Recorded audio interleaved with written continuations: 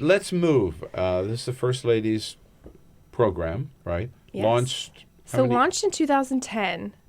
They actually did the vegetable garden first. Yeah. So back in 2009, just a couple months after inauguration, the Obamas decided to plant a vegetable garden on the South Lawn. And it was sort of a way to test the waters to see how people would react to talking about food. Yeah. And the overwhelming response was positive. They have everything from figs to lettuce and kale and sweet potatoes. It's sort of this. Yeah, I've been out there. It's a pretty big garden. Big. And a lot of the seedlings are from Monticello. There's a beehive now.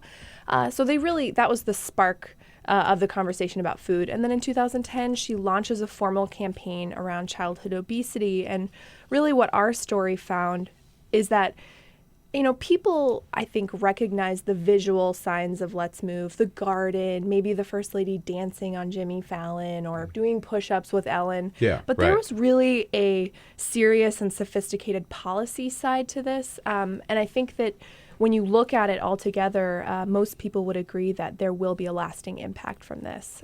School lunches are the most well-known changes. Also some labeling changes. But what are the measures of, so it's been around for 6 years now, right? Mm-hmm. So is the program a success? Have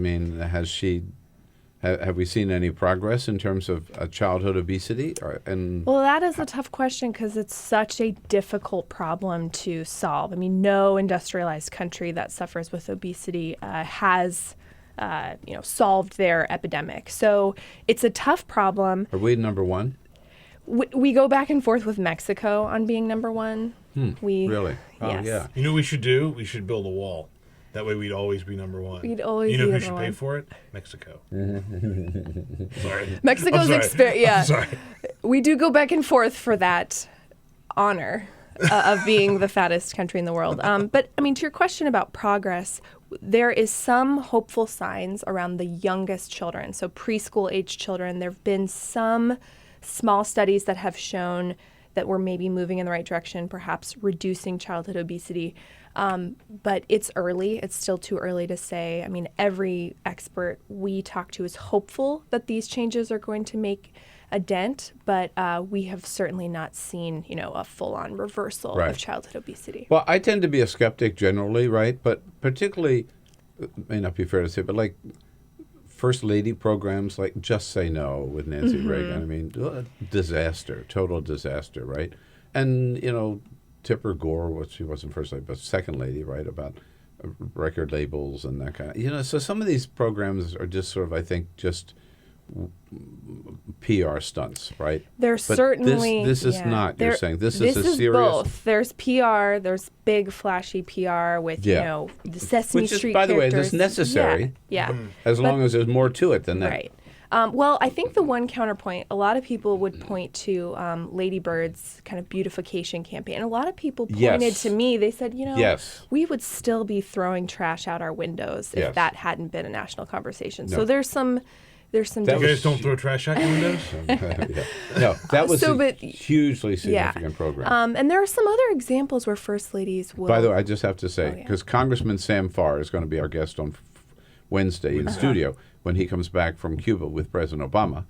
Perfect, President Obama's going on to Argentina, but Congressman Farr will be coming back. But his father was head of the Highway Beautification Program. Oh, really? Oh, I didn't know that. He was State Senator Fred Farr, working directly with First Lady Lady Bird. Lady Bird Johnson. Yeah.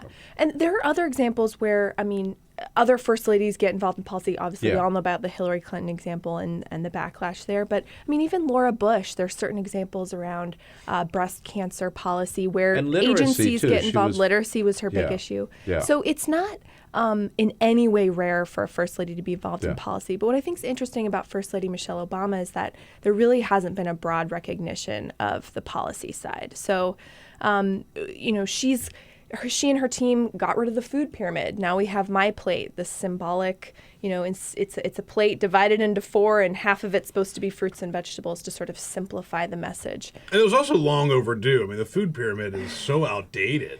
People did not think the food pyramid was very effective. It's sort of hard to understand. And so they wanted to simplify. I forget what it was all about. I remember studying carbohydrates it were at the bottom, and then it sort of went fruits and vegetables up to like fats and oils were at the top. Yeah, All it the was- good stuff was at the top. Yeah, it like built on bread, basically, on carbs. It was weird. So they And wanted so to it replaced simplify it with- messaging. It's Yeah. a plate. It's called My Plate. And they also changed the messaging around food. Like for the first time anyone could remember, the federal government said, eat less. Enjoy what you eat, but eat less. I mean, it doesn't sound like a radical thing to say, but it can be a radical thing coming out of the Department of Agriculture, which is, their job is to promote American agriculture. So there's these Yeah. changes around messaging that happen.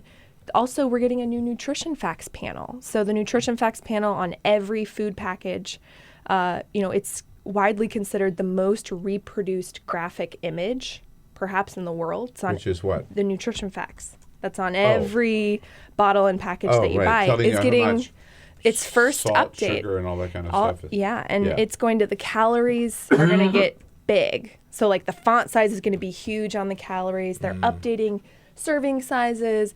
And one thing that the East Wing really championed was mandating an extra line that will tell you added sugars. So exactly how much sugar was added. So there'll be naturally occurring and then added. So there's, that will be a visible legacy, of change championed by the East Wing that will, have a long impact on every single food label.